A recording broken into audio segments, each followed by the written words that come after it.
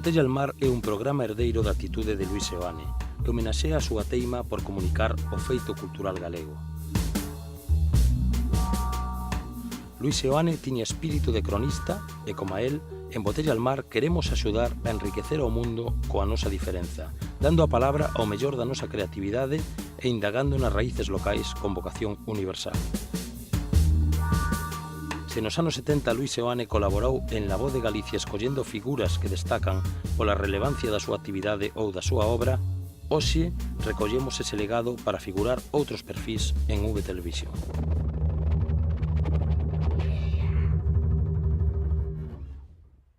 Desescribir é un estudio de deseño editorial formado por Cibrán Rico e Suso Vázquez. No ano 2012 fundaron Fabulatorio, unha editorial independente centrada na edición de libros sobre cultura visual. En paralelo á súa actividade como editores e deseñadores, Desescribir desenvolve unha labor docente no Máster de Dirección de Arte Publicitaria da Universidade de Vigo e na Escola Universitaria de Deseño Textil e Moda Esdenga. Teñen impartido numerosas charlas sobre deseño editorial e forman parte da directiva da DAC, Asociación Galega de Deseñadores de Galicia. Algún dos libros deseñados por Desescribir foron mostrados en diferentes exposicións de deseño e merecedores de distintos premios a nivel nacional e internacional. Suso, Cibrán, benvidos a Botella al mar. Vos sodes arquitectos, non? É dicir, a partir de aí acabasteis por levar ao vosso camiño o mundo do deseño. Como foi ese proceso de reconversión? É verdade que o libro é unha auténtica arquitectura, pero como foi ese proceso que vos levou a deseñar? Foi un proceso bastante natural. Nos na carreira tiñamos unha creencia por traballos de diseño, empezamos a facer unha colaboración principalmente para amigos, sen cobrar, como se empeza a traballar casi todos os traballos. E realmente foi un mundo que nos empezou a cada vez interesar máis, cada vez a encher máis, hasta que chegou un momento que tomamos esta decisión un pouco casi dramática, é dicir, abandonamos a arquitectura profesionalmente, non a nivel de interese, porque nos sigue interesando moita arquitectura, e nos dedicamos de cheo ao deseño. Nos tivemos unha conversación, ainda recordo aquel día, e decidimos, digamos, apostar polo deseño, que de alguma maneira víamos que nos satisfacía máis no día a día. Pero foi na propia escola ou foi despois esa decisión? Foi pouco despois de acabar, non? Sí. No, de feito, estábamos traballando e ainda estábamos rematando a carreira. Quer dicir, bueno, que pasa normalmente, non? Que estás aí nese camiño de acabo, pero comeza a traballar, sobre todo en arquitectura que longa. Pero sí que é certo que un deses traballos que dis uso foi unha revista, tiñamos vontade de facer revista, e de feito se chamaba Desescribir, aí ven o... Sí, unha revista de escola, unha revista moi amateur, moi inocente, en moitos aspectos, e teníamos como a vontade de comunicar, non? Esta vontade un pouco, incluso un pouco barroca, non? De cando tes 23 anos, 22 anos que tes a vontade como de dicir cousas, e fixéramos unha revista entre máis xente, e esa revista tamén foi un xerme do que ao principio foi Desescribir, non? Desescribir ao principio éramos 8 persoas, mesturando xente que facía arquitectura con xente que facía deseño, con unha vontade de alguma maneira traballar de maneira diferente ao que non estábamos vendo na escola ou que nos enseñaron na escola, e ese proxecto durou durante uns anos, a nivel humano moi satisfactorio, a nivel profesional non tanto, porque, bueno, as cousas eran... Nós tamén viñamos desaprendidos en moitas cousas e tivemos que aprender moitas formas de traballar profesionalmente. E foi unha experiencia moi bonita a nivel humano, a nivel profesional tampouco non foi mala, pero un momento que decidimos, digamos, separar o camiño de deseño do camiño de arquitectura. Sí, sempre decimos que fixemos dúas carreiras, non? Unha oficial e a outra, pois, autodidacta. Antes falaba desa publicación desa revista, non é verdade que existe unha certa, non só vontade de comunicarse, unha necesidade, non? De feito se fala de sacar unha revista, Ángel González fala de que ese sacar parece que como cando pica unha abeixa e tes que sacar a espina aí, non? É dicir que, pero bueno, realmente sí que, bueno, ainda que facedes todo tipo de deseño, sodes coñecidos sobre todo polo deseño editorial, e sí que é verdade que é unha maneira tamén de compor, en certo modo, moi arquitectónica, non? Como é o vosso deseño? Como é o proceso de traballo? Como poderíamos explicar esa elección dun papel, esa elección dunha tipografía, dunha maneira de encuadernar? Realmente é un mundo, se se quere facer ben unha publicación que tamén ten moito de oficio e ten moito de cuidar os mínimos detalles, non? Que son moitos. Como ese proceso, como vos entendedes tamén entre vosotros agora de comenzar a aventura dun libro? Entendémonos bastante ben, eso sí que é unha sorte. Non sempre decimos, con respecto ao noso traballo, que é certo que non temos un estilo definido, non? O mellor tamén é porque traballamos dúas persoas, pero sí que é certo que, por exemplo, entre un libro de Gunter Ford, por exemplo, ou de Cabo San Roque, son dous libros cun resultado moi distinto, formal, non? Entón, a nós sí que nos gusta construir en base a ideas, non? Quero dicir que cando se nos encarga un traballo, é certo que o que ten o deseño gráfico, non? É de alguma maneira solucionar un problema ou darlle forma a unha idea, non? Convertir un obxecto ou unha idea en un obxecto, non?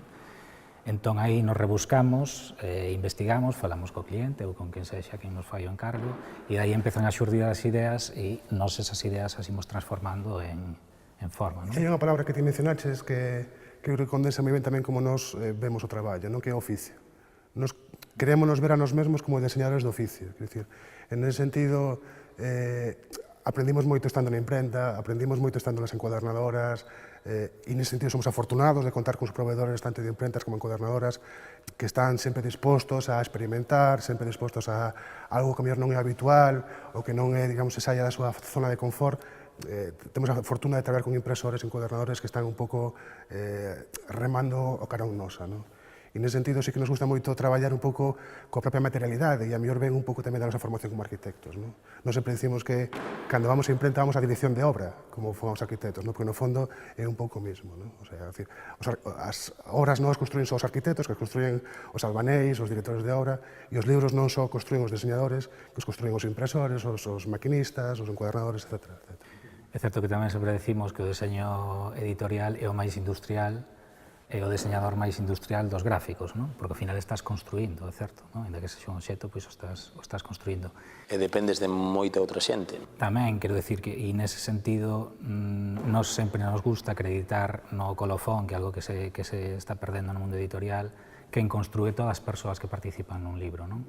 Pois xa sexa hai un traductor, hai un editor, hai un deseñador, hai un impresor, hai un encadernador, quero dicir, hai moita xente, e o éxito de calquera publicación pois é un éxito en equipo, non é só do deseñador, non? Falades, o traballador do deseñador editorial debería ser, en esencia, comunicar ese contido do xeito máis efectivo posible, é dicir, deseñar para unha idea. Volvemos casi a ese momento inicial da revista, non? É dicir, deseñades tamén, sobre todo, con esa idea clara de comunicar, ¿no? Por encima de calquera cousa. Sí, aí hai que ter moi claro que nós cando facemos un libro e a veces nos entende eso, quer decir, o máis importante é o contido, quero decir, evidentemente nós estamos convencidos de que o deseño axuda a transmitir un contido específico, digamos a traballar na mesma sintonía ou no mesmo ritmo, na mesma frecuencia de onda, non? Pero a fin de contas o fundamental é o contido, é dicir, en ese sentido o mellor deseño probablemente é o que menos se nota, é dicir, que se sinte, que se percibe, que axuda, pero que non é protagonista con respecto ao contido, non? Entón, nese sentido, non se trata de non facer un diseño que non se vexa, non é unha cuestión, digamos, de presencia ou non presencia, senón unha cuestión de axudar a transmitir unha idea e un contido, non? Nese sentido, o contido é o principal, non? Sí, que formen unha unidade, non? É certo que hai contidos que ao mellor permiten que o deseñador ou que o deseño este máis presente e hai contidos que ao mellor hai que estar máis nun segundo plano, non? Eso tamén depende do libro, cada encargo ao final é un mundo. Bueno, ademais desa parte de desescribir, de deseñar para outros con esa, bueno, procurando a complicidade con respecto ao cliente, no? Que é algo tan importante, tedes outra pata que é fabulatorio, no? Un proxecto editorial creado por vós que nese sentido pois hai a esa maneira de traballar en conxunto pois engadides a elección, no? Porque realmente aí xa sí que o risco é voso, a elección é vosa e nese sentido casi toda a responsabilidade, non? É dicir, como diferenciades que cousas son diferentes de deseñar, por exemplo, para un cliente, que é verdade que nese sentido é moi amplio, como pode ser ese cliente, este proxecto de fabulatorio. Nos fabulatorio, nos gustaría que o propio nome fora un pouco, o resumen un pouco do que pretendemos que un fabulatorio, non? De alguma maneira, nos gusta esta definición moi primixeña dos libros, que os libros sirven para contar historias, e dai a lógica da fábula. Y luego creemos que era interesante para nós ter un sitio que funcionase casi como laboratorio, ¿no? Como lugar de experimentación. Y en ese sentido, pues, a lógica un pouco do laboratorio, ¿no? De alguma maneira, nos víamos, nos apetecía contar historias que a mellor tiñan un percorrido editorial complexo, difícil, porque, bueno, o sector editorial tamén está como está, e a veces os libros, se miran pola rendabilidade da súa publicación, é moi complexo que salgan adiante. E, por outro lado, tamén nos apetecía probar cousas que a mellor a un cliente nos causaban máis reservas, non? Ou porque facemos cousas que nunca temos feito antes, por exemplo, en fabulatorio, non? Ou dicir, cando decidimos emplear un papel de 50 gramos, a mellor non un papel que temos experimentado, un papel de 50 gramos moi finiño, que é difícil de imprimir, que non é, digamos, a solución máis inmediata, pero creemos que transmite unha serie de valores, que comunica, volvendo a decidir na palabra comunicación. Claro, a mellor un cliente nos dá un pouco de medo, porque, ao final, evidentemente, o cliente é quen asume o costo do libro, non? Entón, bueno, entre esa doble, digamos, paralelas, ¿no? de contar historias que a mellor non é fácil contar ou que merece a pena ser contadas, e a lógica da experimentación e da investigación do laboratorio, eu creo que para nós resume moi ben o que para nós fabulatorio. Sí, despois producir os libros aquí, non? Quero dicir que están feitos en Galicia, de feito a vontade moitas veces era sacar autores ou artistas ou, bueno, un contido que fora de artistas galegos ou de autores galegos e que falaran sobre Galicia. Entón, bueno, sería intentar normalizar un pouco a situación. E o que decías ti, o que di Suso, non? Con ese risco de, pois, se na cuberta do libro non está reflexado o interior, se é unha suxerencia do que vai a pasar aí, se comenzas a ler na cuberta, non temos a necesidade, o mellor, comercial de desvelar que é ese libro, bueno, pois o podemos facer en fabulatorio, non? Asumir ese risco. Logo son libros que non siguen os patróns de deseño da cuberta que te marca Amazon. Quer decir, Amazon te recomenda un deseño de cuberta que é o que funciona, digamos, na lógica da compra online, non? É certo que son libros que sempre pensamos que o mellor no mundo editorial ou no mercado editorial, se prefires, é difícil facelos, porque son arriscados, quer decir, son libros tamén nos que cuidamos o mínimo detalle, o papel vai, a dirección da fibra do papel vai como ten que ser, por lo tanto, encarece o libro, quer dicir, queremos que sexan, bueno, pois libros que o mellor nun curto prazo, pois teñen menos percorrido, pero mellor co tempo, pois a ver que pasa, que botellas al mar. Falamos de comunicación, falamos de Galicia, nese sentido falamos de compromiso, falamos de botella al mar e falamos nun entorno como foi ese gran deseñador, entre outras moitas cosas, que foi Luis Seoane, ¿no? Que logo falaremos un pouco sobre esa historia do deseño galego, pero quedándonos nese lado do compromiso, pois tamén mostrastes moito como deseñadores moi activos na Asociación de Deseñadores Galegos, na DAC. Gustaríame un pouco que a xente pudiera coñecer que a DAC, cales son os seus fins, cales son os obxectivos, en certo modo, para suplir, supoño que certas carencias que ten moitas veces a dificultade que ten o deseño, non só galego, senón o deseño en calquer lugar do mundo para realmente ser tomado en conta como debe ser, non? Bueno, a DAG, a verdade que estamos aparte nun momento así singular, porque cumplimos 10 anos justamente este ano, no 2016, e xurde un pouco da vontade bastante evidente en algúns momentos da historia, quizás ahora non tanto, que a única maneira de alcanzar obxectivos comuns é reunirse, compartir problemáticas e formular alternativas e solucións, non? Nese sentido, é unha asociación profesional, por decirlo de unha maneira, o marco, digamos, conceptual que teríamos que partir é que é unha asociación profesional, non? Logo, é certo que no devalar dos anos e ao longo destes 10 anos, todos os socios da DAC sentimos que casi somos máis unha asociación cultural que non unha asociación profesional, non? Non porque non nos interesen, digamos, o benestar profesional dos nosos asociados, e, de feito, facemos moitas accións encaminhadas cara aí, pero tamén nos interesa moito, digamos, fomentar o deseño, non? Quer dicir, nos detectamos que existe unha carencia na percepción do deseño, que a mellor hai 30 anos non existía, e nese sentido curioso, que eu creo que houve un momento no que o deseño sí que tivo moita presencia social, que se entendía, incluso antes, non? Hai 50, 60 anos, quizás máis de Centro Europa, se entendía que o deseño era unha ferramenta moi útil para a sociedade, para conseguir moito benestar para a xente. E nos últimos anos, creo que en consonancia con outras os procesos nunca son solos, que dicir, sempre van acompañados de máis cousas, no sentido, coa lógica que hubo da economía e moitas outras cousas, o deseño quedou relegado con respecto a outras lógicas de marketing, publicidade e demais. No? Entón, bueno, que son necesarios, evidentemente, tanto publicidade como marketing, se vivimos na sociedade en que vivimos, pero sí creemos que o deseño pode aportar moito máis, no? E as labores que facemos, tanto de formativas, como divulgativas, como conferencias, charlas, etc., van moi encamiñadas a fomentar o deseño. E logo facer un pouco de terapia de grupo, que é básico en todas as asociacións, en todos os colectivos, no? Reunirse, falar, charlar, coñecer como se fan as cousas, con que proveedor contactas, falábamos antes dos proveedores. E nese sentido, a verdade que estamos moi satisfeitos e o ambiente que se respira na DAG é moi positivo nese sentido. Falabas de momentos onde sí foi valorado o deseño, con respecto, e estou de acordo, a outros momentos onde mellor pois ese tipo de comunicación se levou máis dende o marketing máis puro. Que momentos creedes na nosa historia que foron os momentos claves do deseño, tamén sobre todo galego, e como podríamos facer se existe unha línea señalóxica, é dicir, de momentos, digamos, que poideran trazar unha historia do deseño galego e, sobre todo, unha historia para recoñecernos nesa diferenza da que falaba Seoane, que en algúns casos, en algunhas ocasións temos falado entre nós. Esa é unha boa pregunta, porque teríamos que trazar agora e valorar sobre todo que momentos pesan con respecto a outros, non? A ver, a nivel de identidades, por exemplo, nos anos 80, co traballo de Alberto Permuy, de Torné, do Grupo Revisión, non? De Pepe, de Xosé Elía, Galicia estaba a un nivel moi grande, non? Quero dicir, identidades como o Concello do Santiago, o Auditorio de Galicia, Tour Galicia, quer dicir, bueno, que falábamos antes un pouco, por exemplo, que non é dos 80, pero, bueno, a identidade que fixo o Grupo Revisión da camisola da selección galega, que é unha cousa, pois, que dos mellores traballos, creo, de identidade que se fixeron neste país. Entón, aí se creou patrimonio, por exemplo, non?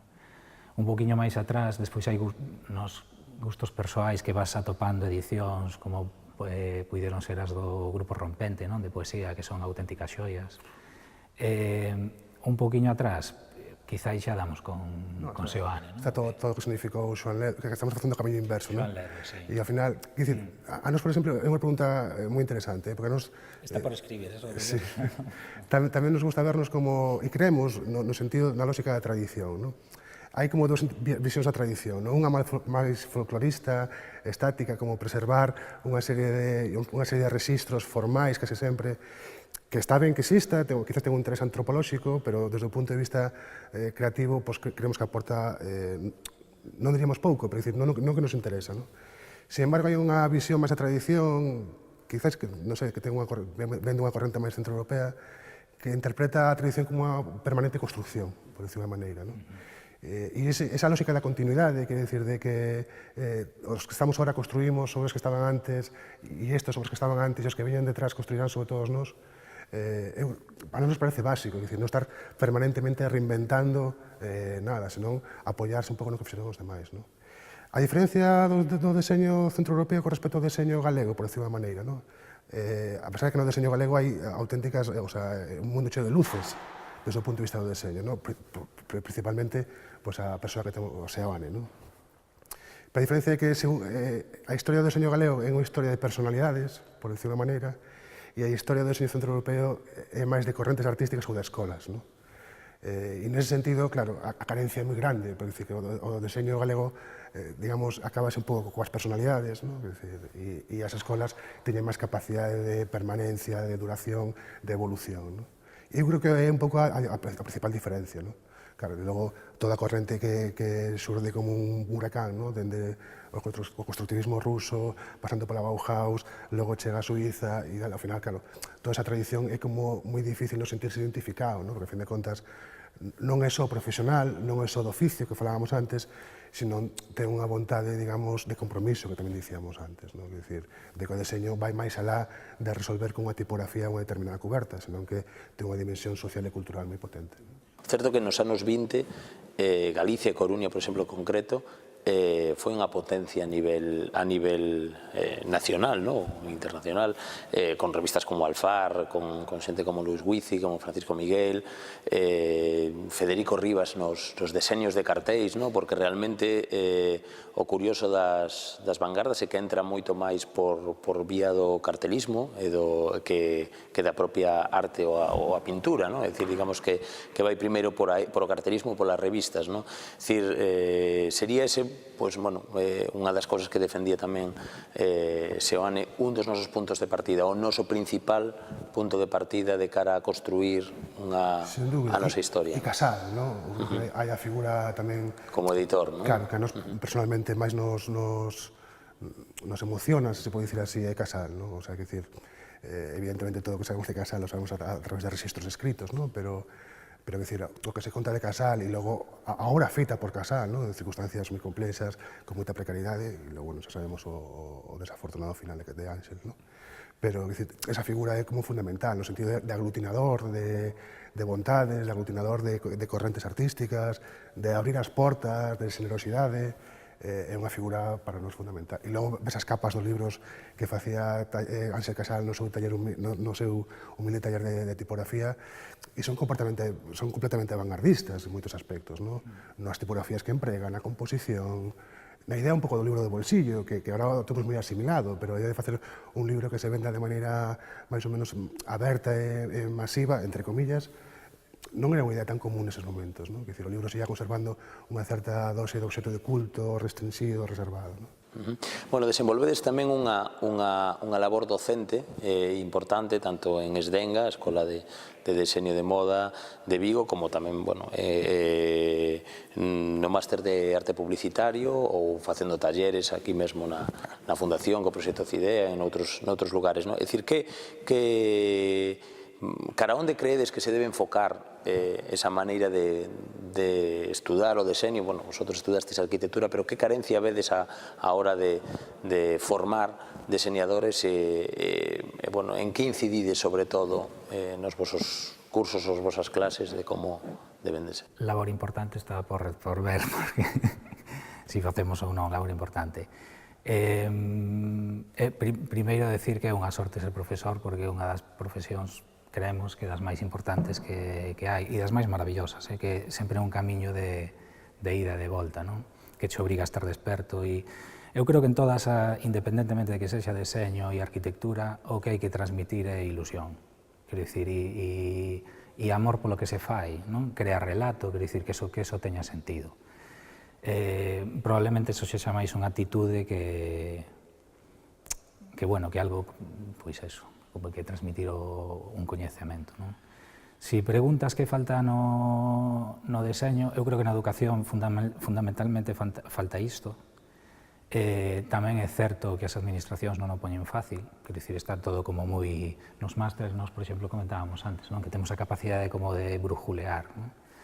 Pero está como moi marcado ese itinerario, ese currículum, e moitas veces pois non é positivo, non?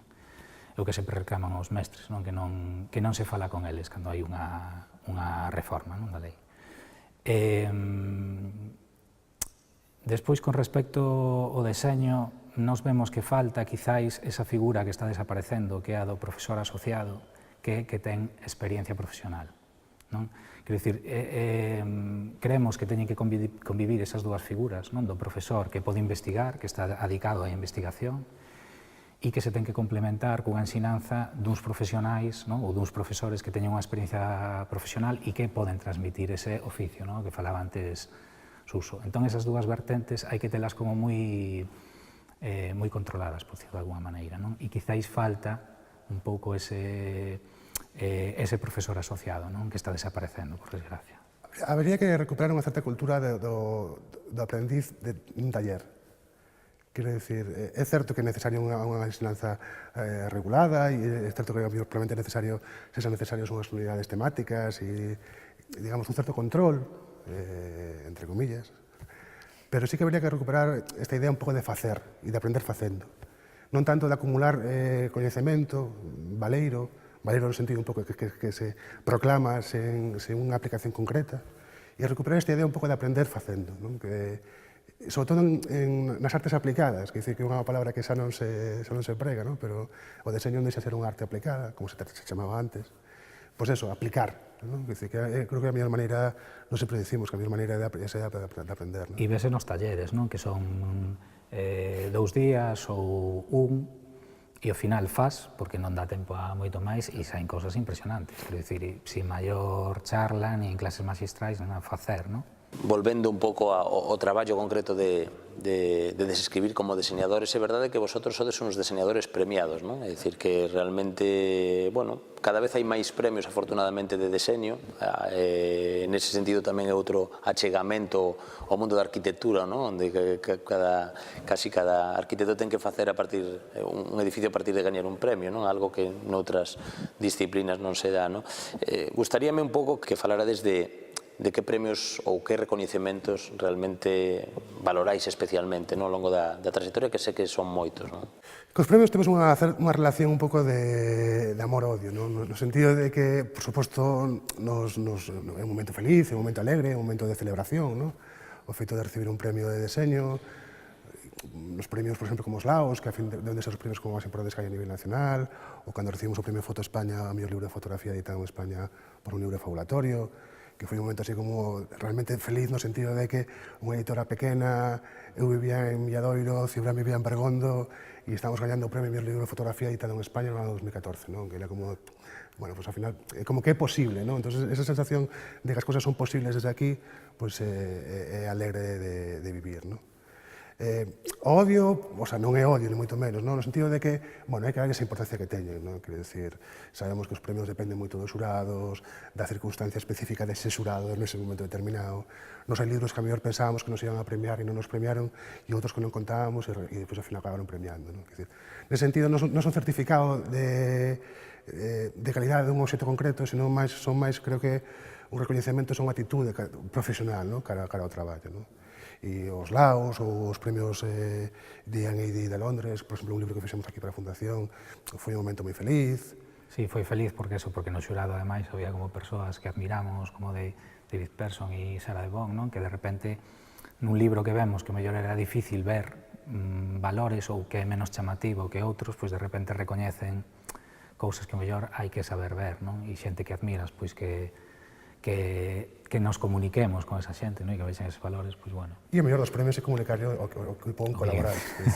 Ese é o momento máis feliz. Sí, o chamar a un cadernador e dicir, ostra, porque claro, eles son partícipes desse premio. Pois, bueno, en Botella al Mar non temos premios, pero o único premio que temos é o recoñecemento, de aí que sexa convidar a xente que coñeza o traballo non só de escribir, senón de todos os diseñadores gráficos en Galicia, que realmente nestes momentos penso que estamos nun bo momento, gracias sobre todo tamén por esa labor que antes falábamos de ADAC, e sobre todo tamén por unha asunción e recoñecementos en complexos da nosa realidade, da nosa diferencia e da nosa creatividade. Moitas gracias a Suso e a Cibrán por estar con nos hoxe en Botella al Mar. Gracias a ti, David, un placer.